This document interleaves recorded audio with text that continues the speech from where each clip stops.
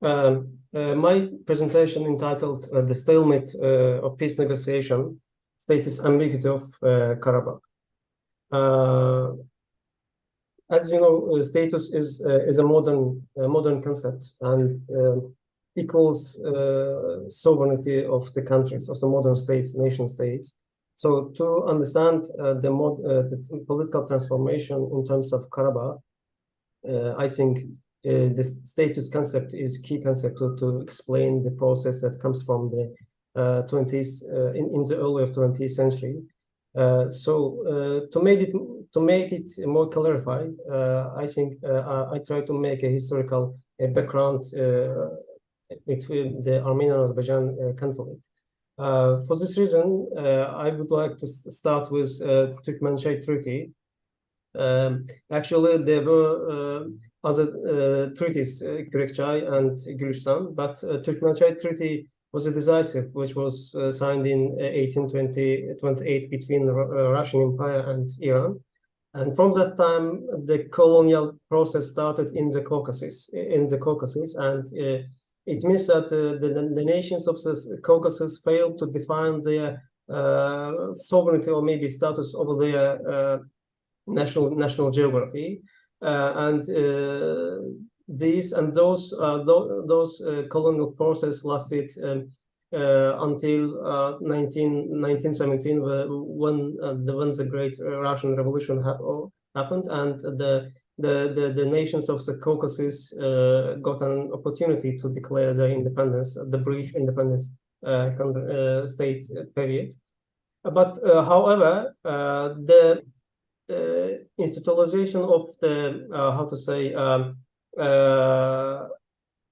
the status problem of Karabakh emerged in Soviet time. Yes, the colonial process started with the Russian Empire from 19th century, but the Soviet time, during the Soviet time, the main political status of Karabakh emerged in 19 and 20s. Concretely, the Nagorno-Karabakh political and administrative division that emerged in 19 and 23. But it means that these, including Azerbaijan, lost its political authority, sovereignty, and failed to define the status of Karabakh in that period.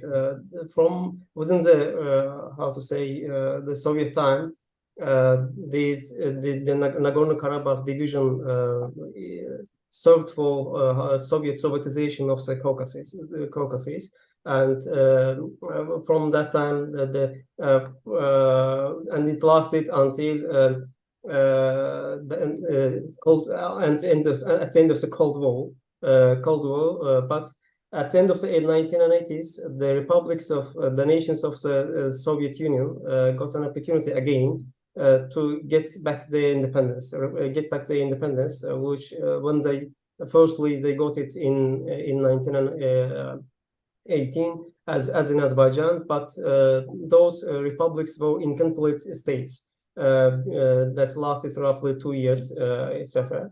But at the end of the Cold War, the situation changed globally, and the Soviet Empire dissolved and emerged 15 republics, including Azerbaijan and Armenia. But unfortunately, because of the status problem that I mentioned before, the status of Karabakh, firstly defined by Soviet authority in 1923, and that's why it became, despite independence, a new problem in the South Caucasus.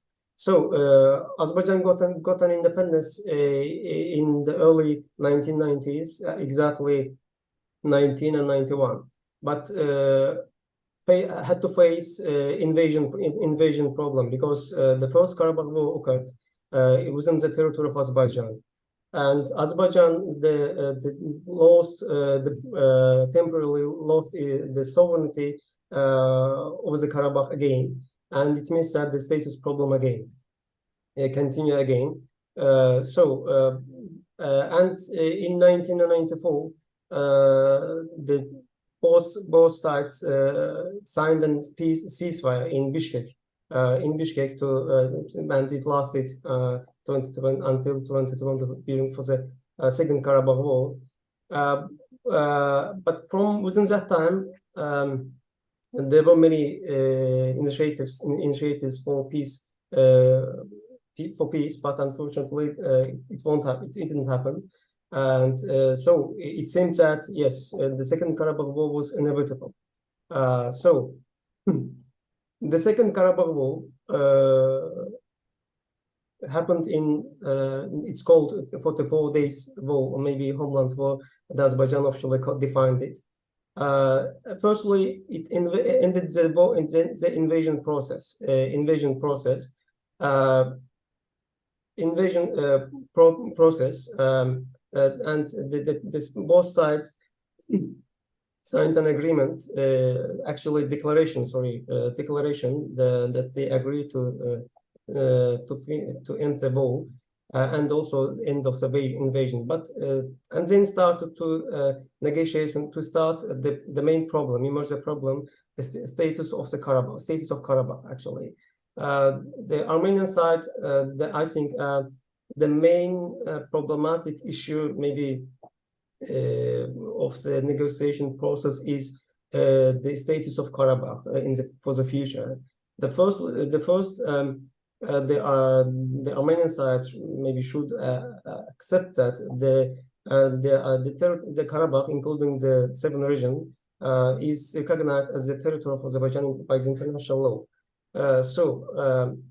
In addition, Azerbaijan declared repeatedly that the Armenian population of Karabakh will be a citizen of Azerbaijan. So Azerbaijan is ready to guarantee the rights of Armenian population in Karabakh. And then Azerbaijan declared the Karabakh economic region. It means that the Nagorno-Karabakh status, the former status of Karabakh, Nagorno-Karabakh, won't come back. Why? Firstly, because the Soviet Union doesn't exist. The first reason, who founded it in 1923, and then Azerbaijan got back its ended the invasion in its territory, except the Russian peacekeeping forces, etc. But unfortunately,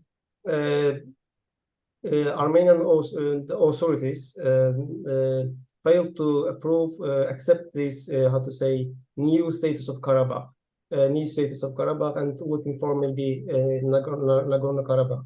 So, however, the Karabakh region, as I mentioned before, is internationally recognized by the territory of Azerbaijan. So Azerbaijan, for this reason, Azerbaijan declared new status of Karabakh in terms of economic region.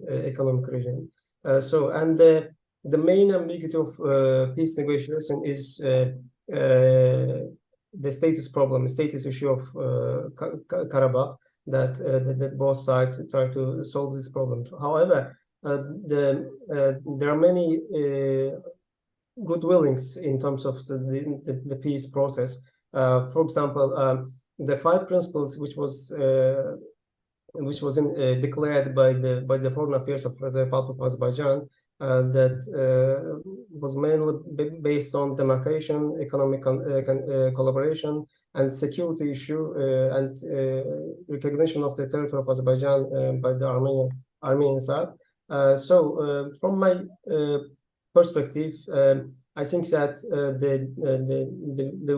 the peace will come, but it won't be effortless because of the long-lasted the colonial background of the South Caucasus. Because from the 19th century, the political and historical, geographically, militarily, the conceptualization of the Caucasus was done by the Russian Empire and the Soviet Union. So the Azerbaijan came back to the Karabakh actually after the Turkmen-Czech Treaty Agreement,